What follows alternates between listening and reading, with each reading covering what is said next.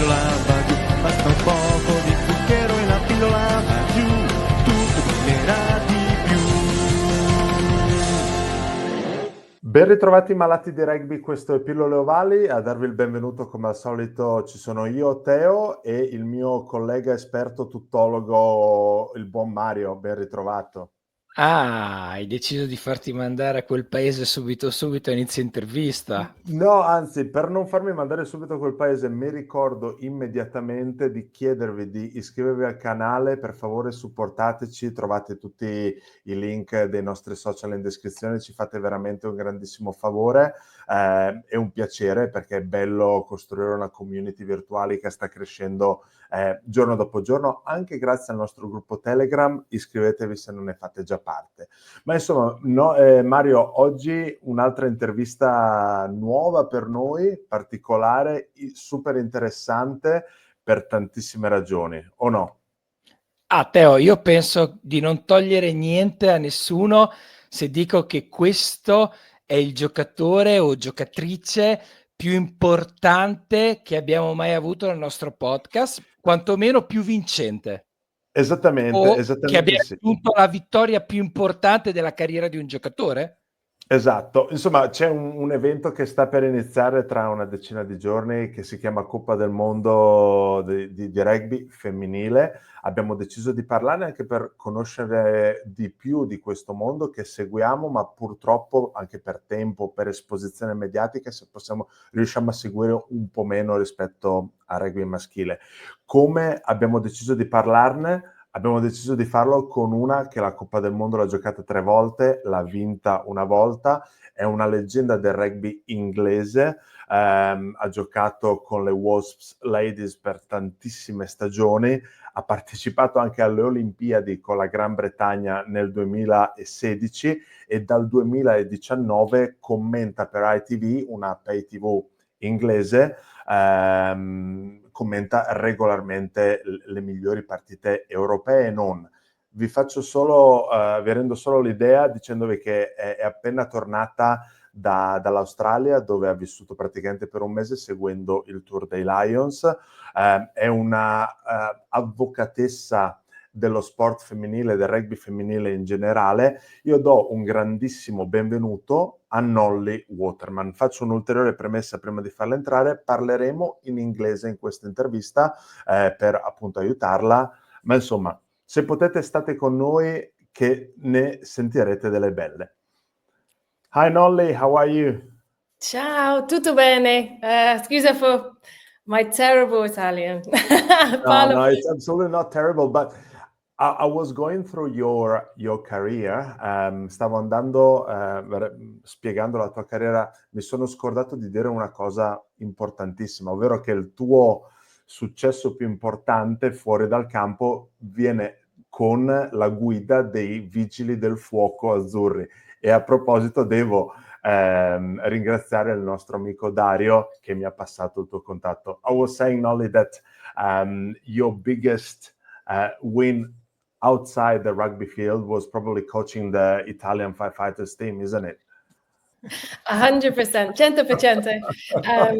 I think for me to see the rivalry between the French and the Italians has been amazing because everyone in rugby hates the English. So I'm used to that. But for us to go for my first tournament to China, and the boys were amazing. And to win that tournament was just next level. And then to win again was just a really... it didn't land very well with the French, but it was pretty special to be there. And I love working with the Cavaliers. They are such a special group.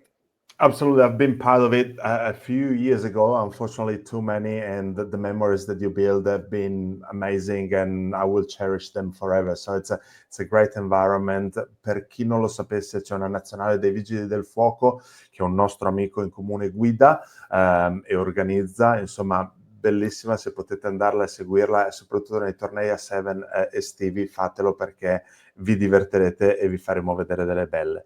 Anyway, Nolli, obviously we are here to talk about the Rugby World Cup that is soon starting in England. You're home country. But let's make a step back. You just came back from Australia, where you follow the Lions, hence my team, because I'm a big supporter of the Lions team, even though I'm not a British person. But I find them, it's a great thing. And you must have spent a hectic month working over there. But I think one of the biggest news came out also recently. I'm going to share a picture with you, and I'm just going to ask if you're ready to go back in a couple of years to New Zealand to commentate on the first ever women's Lions tour. You know what? It would be absolutely epic to be able to have played for the Lions. But the opportunity for the women's game is huge. I think what's really special now is, you know, there are a number of players from Ireland, Wales, and Scotland that are at the level where you think they're pushing for a place onto that team. But yeah, I think now I just have to try and get my way into the coaching team at some point, rather than the fun of playing. But having been in Australia,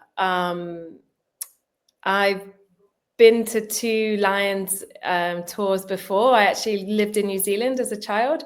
So in 1993, I got to experience the Lions as an 8-year-old. My mum told me what it was all about, and that it was okay to cheer for Scotland players because her favorite player was Gavin Hastings. And Ian Evans. And now I'm working with these men. It's like this really nice full circle. But yeah, the Lions won that match, and it was brilliant to see as a young girl. And then in 2017, we toured New Zealand when the boys were there. We played a warm-up game before the Lions played New Zealand Maori. It was the last game before the test match. And because it was the end of our tour, the party in Rotorua was just mega. So that was like my first taste of what the Lions Sea of Red, that's what we call the support. Yep. But over in Australia, being part of the 3 test matches, working with Howden as an ambassador, I stood on stage in front of the Sea of Red before, and this is only not even all of them, but just a part of them. There was 5,000 people in this big, huge area, free beer, free food, and it was mega. And yeah, I don't think there's many things in sport like it, to be honest. Yep, 100%.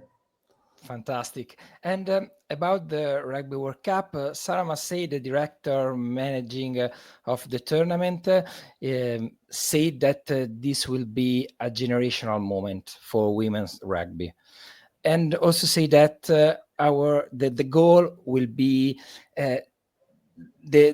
they want to increase the participation and the number of people following rugby. But isn't this really new about Rugby World Cup? Maybe the general consensus is that women rugby is at its peak and it's now time to reap the rewards.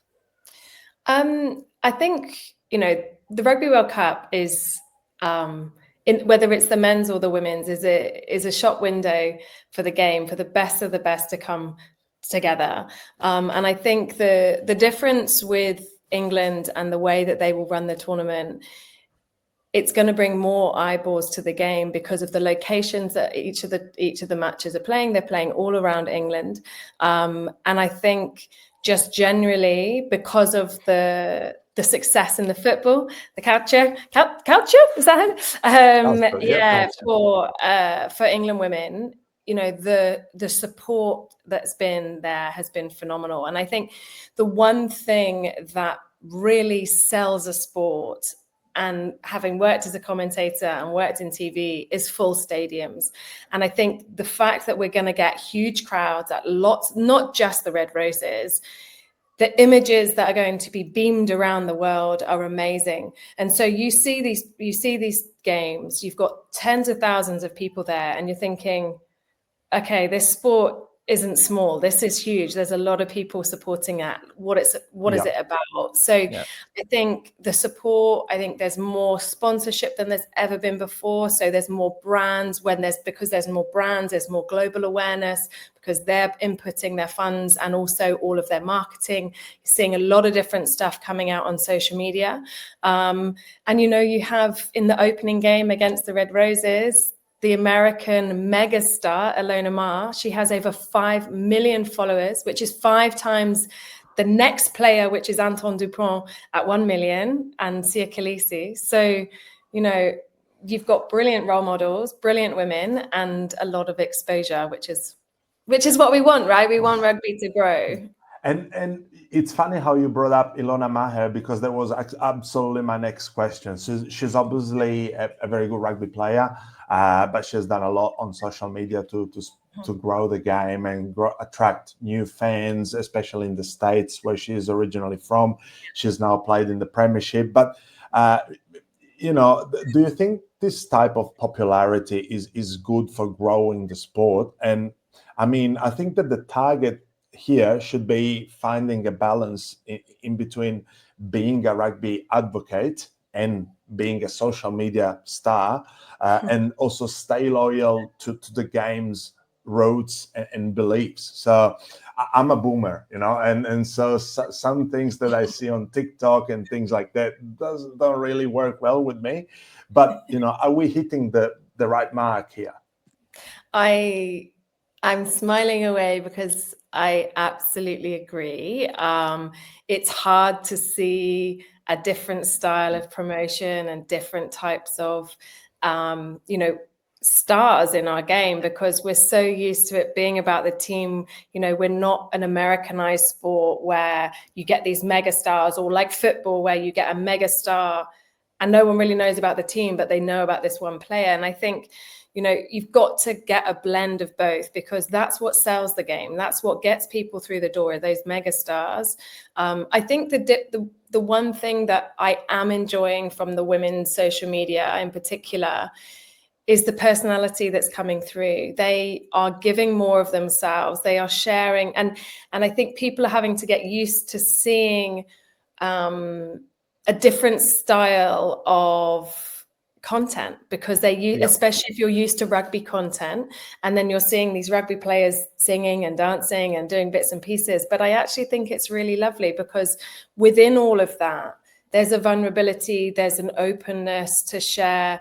I think a lot of the players, in fact, pretty much all of the players are huge advocates for growing the game, sharing their challenges, whether it be in mental health, whether it be in, Sarah Byrne has been open about her dyslexia. Another player has been talking about ADHD and the challenges that we all have as different people, irrelevant of whether you're a sports star or whoever. And I think that relatability with the public, they seem to be giving more. And I think it's good to see, but yeah, it's different. And we're, as humans, we're not necessarily used to different or change, right? Times are changing, and so we need to, those players, teams, everyone needs to communicate in a different way to attract new audience, and I think it's a massive focus for every club nowadays. But next question. My next question is around your work, and it's obviously you've started working as a journalist, working in a predominantly male environment, and you were one of the first women to do this and to talk about rugby, and you mentioned feeling a strong responsibility to represent all women while commentating. So now with the Women's Rugby World Cup shaping up to be one of the biggest events in women's rugby ever, do you think that the players can feel this responsibility, having more pressure and a big opportunity to change the perception of women's rugby worldwide? I think they're very aware of it. I know that England in particular have been working in pressure environments to make sure that they get the experience as much as they can. But I don't think they're ready for it, anyone, because this hasn't happened. And I think it's a kind of sink or swim. You know, I think the best players, in my opinion, you know, when I look at my career and I look at when I played my best rugby, was in the biggest games. I had the most fun, you know, the most pressure I ever felt as a player was the 4 World Cup semi-finals I played in. Why? Because if we didn't win those, it was game over for a goal, like end of. And so, but then actually as a team, we probably played some of our best rugby in those games because the pressure was at its height.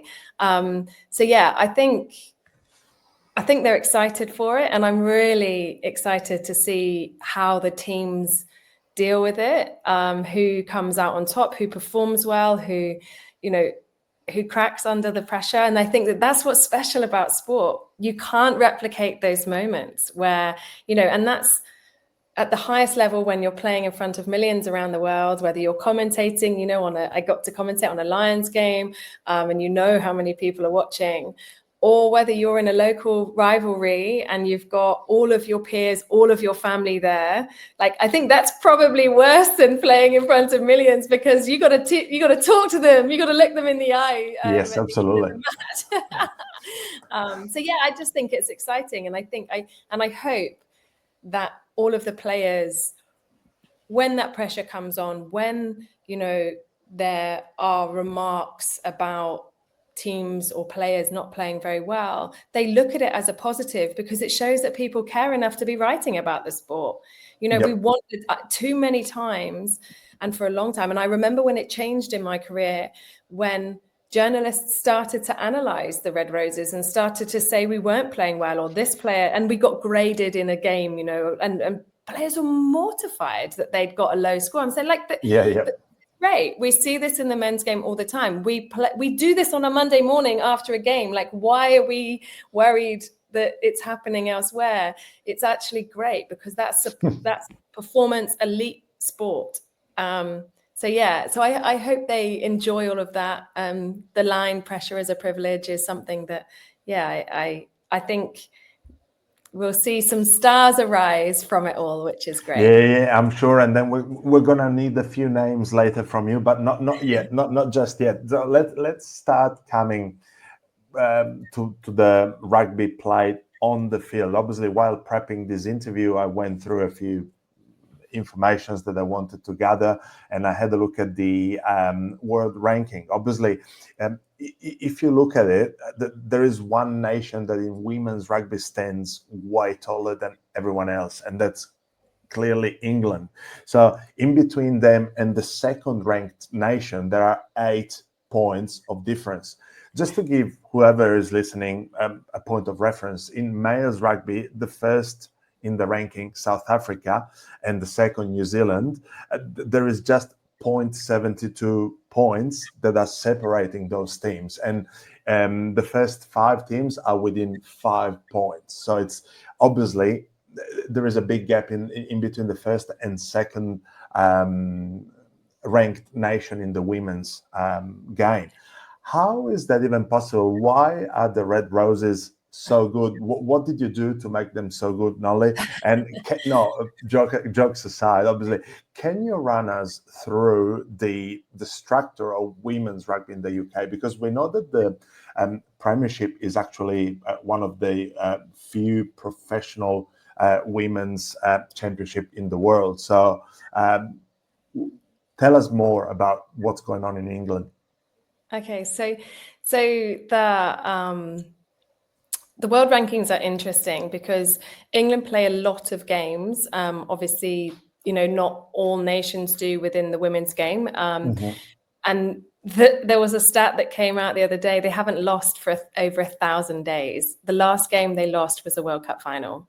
And, you know, and then before that was actually when I was playing in my second to last game, where we lost to France in the Six Nations by just 1 point. So I think they are a phenomenally talented team at the moment.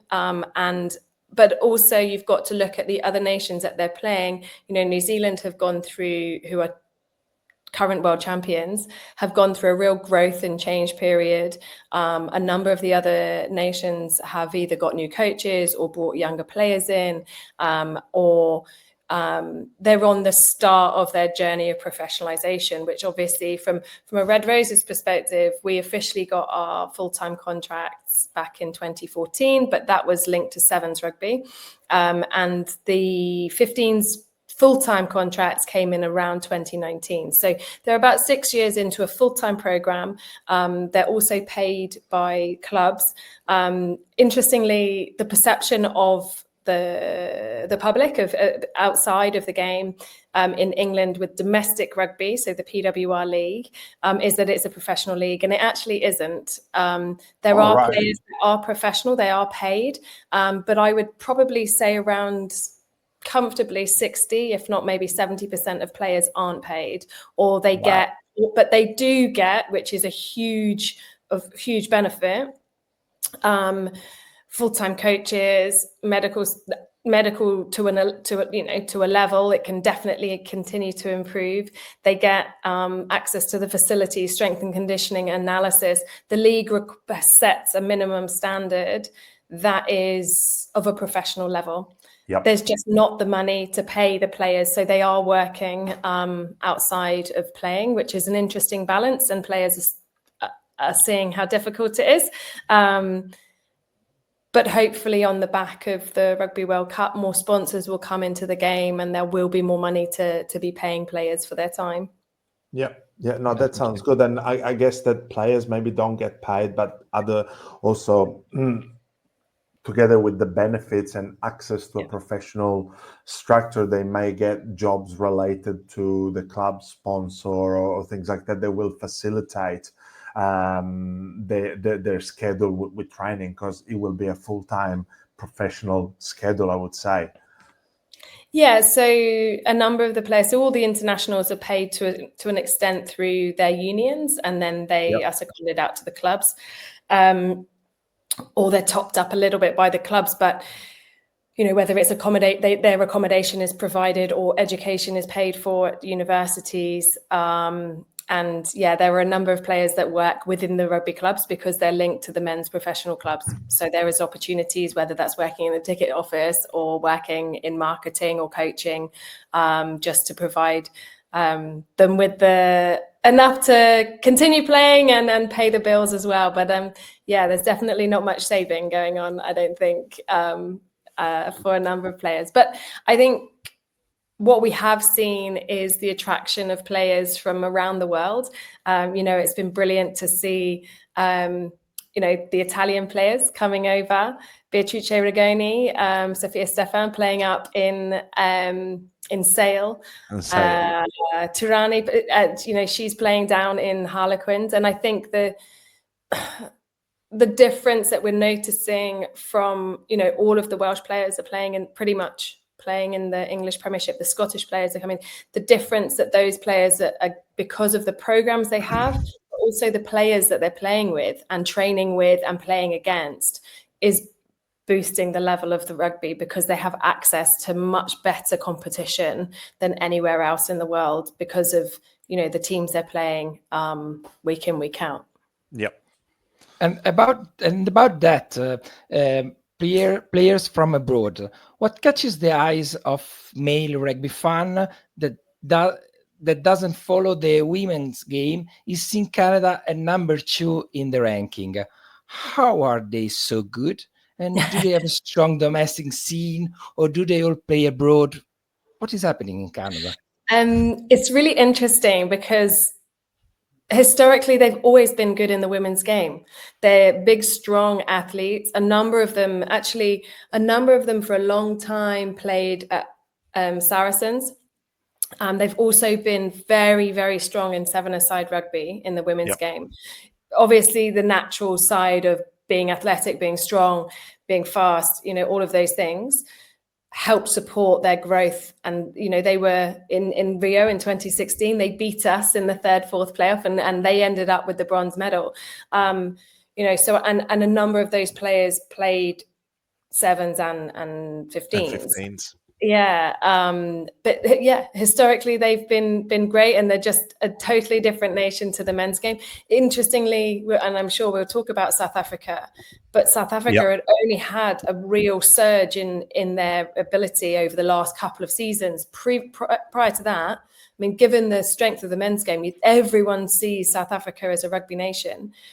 But they were really poor until they had the investment from the governing body. They had Lynn Cantwell employed to overarch their performance department. So, yeah, so they are for anyone that wants an underdog, but they're not because they're ranked second in the world. To push to get to another final and potentially push the Red Roses to the limit, because it looks like Canada will be on New Zealand's side, not on England's side. They're the one team, apart from New Zealand, maybe France, but they have the firepower in the forwards to be able to live with the Red Roses, and they've got a lot of speed in the backs. They don't have the much experience, but having watched them, they're good. Now, this will be a World Cup edition that will feature 16 teams for the first time, if I'm not wrong, Nolli. Second time, yep. Second time, 8 host cities, so it will be spread all over England. But let's have a look at the pools. There will be 4 pools, each made of 4 teams. I'm going to show you quickly what we have. So this is Pool A with the Red Roses battling against Australia, USA, and Samoa. Obviously, here the question mark could be around the USA. Probably give us a rundown, if you can, of this pool. What do you think about it? The Red Roses will comfortably win the games, but they will be physically exhausted after each of them, I think. They're big, strong packs, and they're very athletic teams that they're playing. Samoa have got some big girls in their squad. Australia, interestingly, played Wales in a warm-up. I went to watch one of their games whilst I was there. They lost their first game and got quite embarrassed, I think, in terms of how they performed. Having spoken to their head coach, who's actually a former Red Rose captain, Jo Yap, she just said that the work rate wasn't there, and she was appalled at how. And she's quite softly spoken, and and she said it wasn't good enough. But the response the following week, they were excellent. USA are a mixed bag. They have Alona Mar, they have some sevens talent, but they're not consistent with their skills. So their catch pass and game management isn't necessarily where it needs to be able to challenge for 80 minutes. So teams are scoring comfortably, but they're very physical, and I'm no doubt they will absolutely relish the opportunity to play on the opening game, Friday Night Lights against the Red Roses. Nolli, I've lived in Australia for over 10 years, and I had the chance to watch playing live a few of the Aussie girls, such as Charlotte Caslick, the Levi sisters, and they're unbelievable. To think that the Red Roses are way above the level that the Wallaroos are playing. It's unreal, because you look at this girl playing live, and they're so fit, so talented, so skilled. So I think that the quality of the game of the probably top 4 teams of the World Cup will be very, very high. So it's quite interesting. But yeah, there will be hopefully a few surprises along the way. Let's have a look at the second pool. So the one with Canada, Scotland, Wales, and Fiji. So obviously we said Canada is second in the world ranking. Scotland is actually 8th, and Wales is, let me have a look at 9th. So, well, Fiji is a little bit further down. So outside of Canada, Scotland and Wales should battle it out for the second place, I would say. Yeah, and it's their opening match. So the first game for them both is against each other. Interestingly, Scotland are ranked 1 above Wales. And, going on the Six Nations form, Wales didn't win a game. They were in an awful place, but they've got a new coach, and I think their tour to Australia did them a lot of good. There's a slight question mark over Alex Callender, their number 7, who against Australia in their first match made 26 tackles. She gets through a lot of work. And so I think Scotland haven't really performed that well. Obviously, they lost to Italy in one of their warm-up games. There's a lot of stuff going on behind the scenes with contracts, and it hasn't been a great camp for them.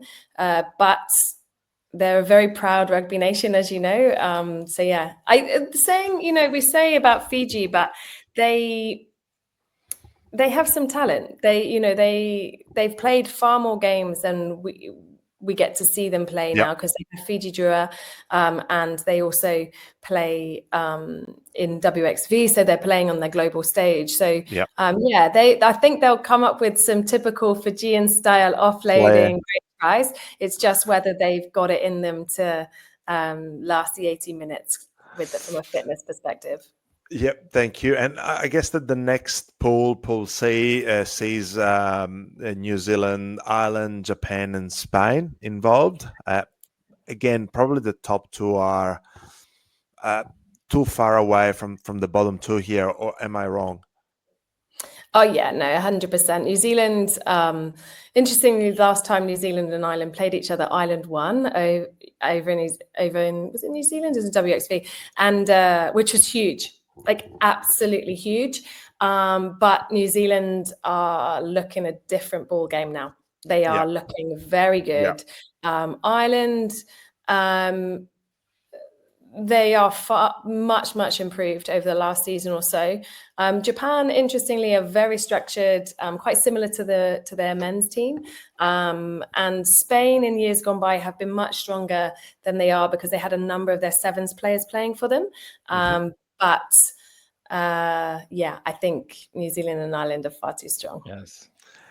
And now to the most important pool, obviously, which is Pool D, where Italy plays. We are grouped with France, South Africa, and Brazil. So Brazil is I would say a newcomer to the world stage. They're not very big in women's rugby, and so they would probably struggle. France will probably comfortably win the pool. Last time Italy beat France was 2022, before the last World Cup. The last few results, Italy played well against the French girls, but they are a quality team. So it all probably comes down to South Africa and Italy. Like you were saying, Nolli, that they are on the rise, but it's been a slow rise over the years, isn't it? Yeah, it's interesting you say about Brazil, because they've had a couple of real big successes in the sevens game, and pretty much their whole sevens team have come, and they're the scrum half to fullback, so they're like the sevens girls. And I was speaking to an English journalist this week, and he actually said that he interviewed them, and apparently they're really confident. So, which I love, right? I love the fact that they're coming in as complete underdogs. I don't think they'll have the firepower up front, but they do have some wicked speed and agility that are coming in from the sevens game. I think South Africa are a fascinating nation in terms of how they've managed to turn the program around. Lynn Cantwell, former Irish international, was brought in to manage the performance department and the funding that was coming and how it was always set up. And she's done a wonderful job of developing the domestic game in South Africa, professionalizing the players. And having watched them play, they actually beat New Zealand 15, which was a kind of New Zealand A side. They scored over 40 points against them in the last match. So they're going into this World Cup with huge confidence. And to be honest, if I put them against Italy, I think watching Italy in the most recent games, I commentated on them in the Six Nations, and it was really disappointing because they just did not play how I knew they could against Ireland, and Ireland blew them away.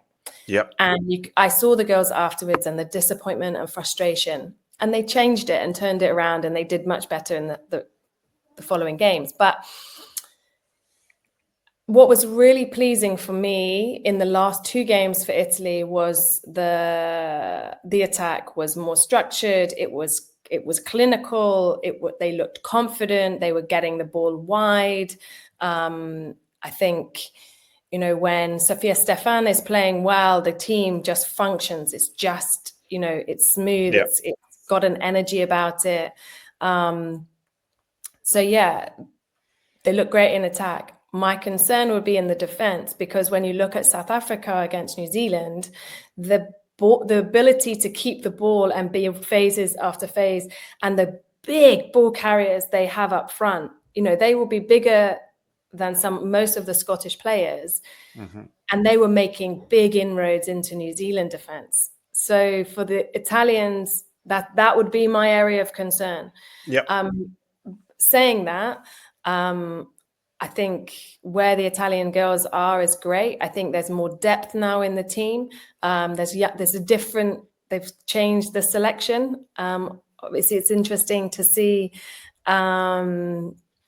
Beatrice Rigoni on the bench, to see someone of that size.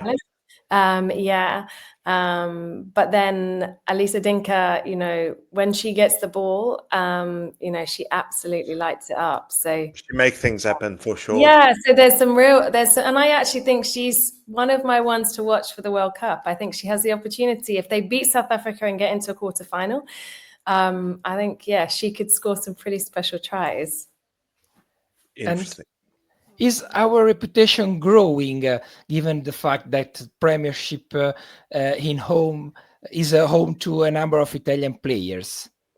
It's really interesting, because I coached the Italian girls in some sevens, and I couldn't believe how they didn't have more confidence. And I kept trying to say to them that even with England, where everyone says England are stronger than Italy in the Six Nations, we would go into the game knowing it would be a really, really hard game, because they would play hard, they would play strong. They might be inconsistent in some areas, but they did things that no other team would do. And it made it really different. I loved it because it was a different challenge. And I was trying to say to the girls, have confidence in yourself, believe in what you do, because the teams that are playing you fear the fact that you have this creativity, this unknown, this Italian style, because no other team can produce that. And so I think it's been interesting to see, and now I know the players, and obviously I have a 50% Italiano figlio, so I need to watch more. The ups and downs with their performances, because I actually think they have a wonderful skill set. And Italy have some brilliant players. Francesca Scorbini is one of the best tacklers and back rowers in the game. If Italy could play in the Lions, I think she could possibly be in the mix for a Lions spot. Wow. I genuinely think, there are players that, you speak to them afterwards and they're really like, it's really it's wonderful. But I really hope that they believe in themselves, and they look like they do. They look really strong in their two test matches for the warm-up. Fantastic. And could you give us, please, 3 players to watch over the next month? Well, as I just said, Francesca Scorbini is, her work rate and her tackling is phenomenal, but she has really lovely skills to link the game. She's really important, I think, to Italy, and just the energy that she brings to the side. I think little Sofia Stefan, the scrum half, is really important to the team.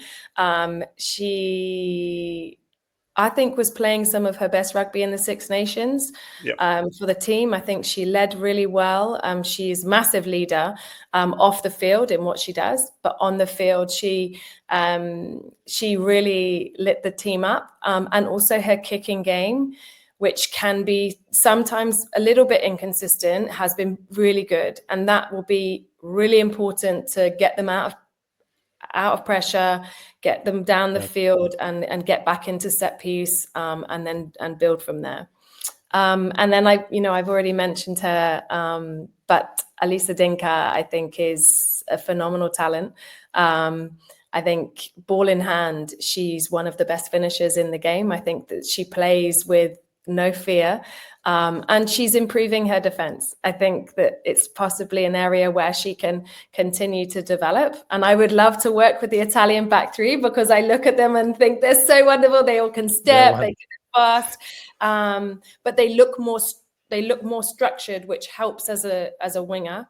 I know, I've played there, to have the confidence of knowing what's happening on the inside, the structure of the outside. So yeah, probably those three very different players, but three very key players for Italy. It's looking at the players called up to the Italian side. I think out of 34, 15 play abroad, in between England and France. So that's definitely a massive testament to the Italian women's game, that it's and the national team is benefiting from it. Sofia Stefani, you mentioned, she has been named player of the season for Sale. So it's a massive honor being named from your teammates as the best player of the season. So she's going to move to France, if I'm not wrong. You know, you have the likes of Sarah Tunesi as well, who's a real workhorse as well. I'm confident, I'm pumped. I can't wait to watch the games together with my wife, who's also luckily a rugby fan, otherwise I wouldn't be here. But anyway, and other than the Italian girls, can you highlight for us three girls that will shine at the World Cup? Okay. Well, I think that it's difficult to just name three, but name whoever you want. I think Georgia Miller is a young New Zealand back rower. She's actually a sevens player and only got her first cap for the Black Ferns this summer. But she's a bolter then. She is mega. Like, she is unreal. I think she's only about 22 years old. Interestingly, as a sevens player, I thought maybe she'll go in at center or wing. Her offloading game, her lines are running, but she's not. She's playing at seven. And I thought, is she a bit small? But no, she is unreal. So I think definitely her. I think from England, you've got a number of players that are, phenomenally talented. But Ellie Kildan, she was World Player of the Year last year and plays at fullback and has big blonde curly hair, so you can't really miss her. Her stepping game, I was still playing when she first came in as a young player at 18, still at school, and I look at the development of her game over the last, 7 years, and it's brilliant. It's brilliant to see her physicality, her defense now, her ability to link with the backs. And she kicked teams. It's a credit if you're a fullback and teams don't kick that much to you, because it shows that they're worried about what you can do. And the way that teams, interestingly, the way that you look at, say, for instance, France, how much they kick the ball against every single team. They come up against England and they don't. And I think that's a credit to the England back three. Ellie is a big part of that. And gosh, I'd probably say from Canada, Sophie de Goody. She normally plays number 8. She's coming back from an ACL reconstruction, so she's not quite as quick as she has been, but she is a phenomenal talent. She's actually their goal kicker, so it's interesting to see a second. I saw her actually kicking with the net on her back. She, as I say, she's not quite found her form after injury just yet, but I have a feeling that she will, and she will be a big part of their success, because she's a real leader on the field and off the field, and her passing game is very impressive for a rugby player, not just a forward. It sounds like you're describing a Paris style of player. Exactly that. And the same, I think, demeanor, the way that she is as a player on and off the field. I think the respect that players have for her, the respect that the opposition have for her. Interestingly, her mum and her dad captained Canada for the men's and the women's teams. So they're obviously a strong leading family. But she is pedigree, I would say. Yeah. Nolli, I have just one last very easy question for you before I let you go back to your family. And who's going to win the World Cup? Everything for me is going towards the Red Roses. You know, I think they haven't lost a game for over 1,000 days.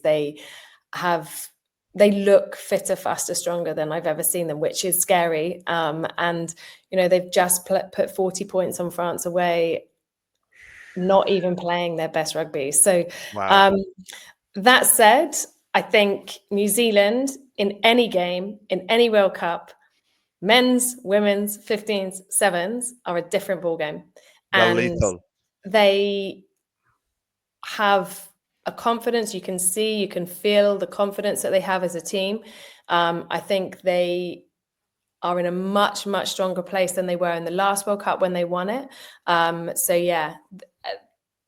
It's everybody knows that England is the strongest team going into it. It's the home nation.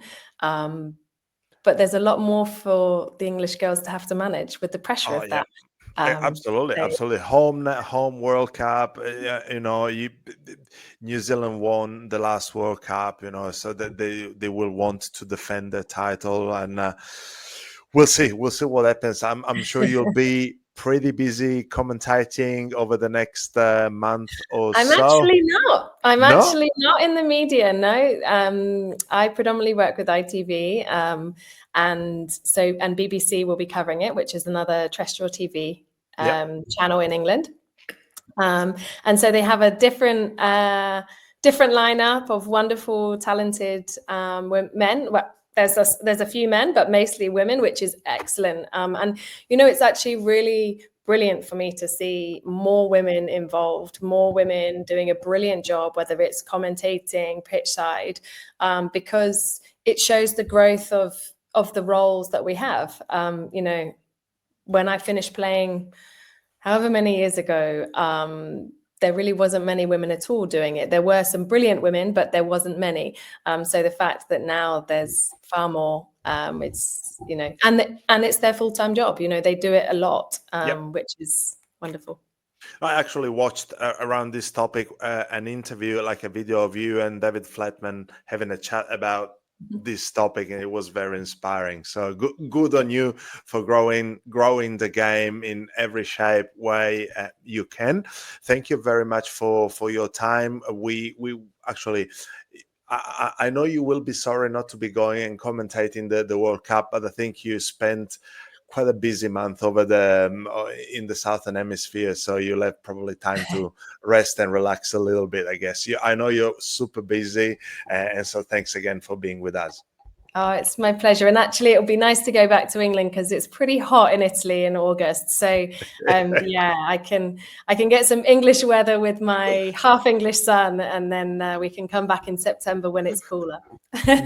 Good on you. Guys, for everyone, per tutti, guardate le partite del mondiale femminile che sta per iniziare, supportate l'Italia, supportate le ragazze.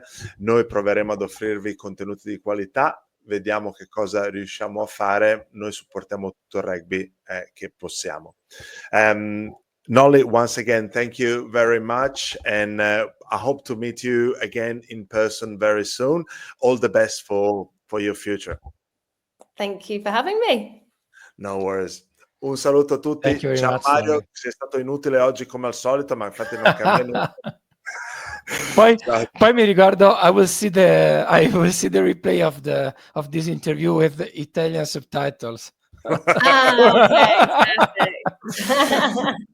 Un saluto a tutti. Ciao. Bye. Ciao. Thank you very much, Nolli.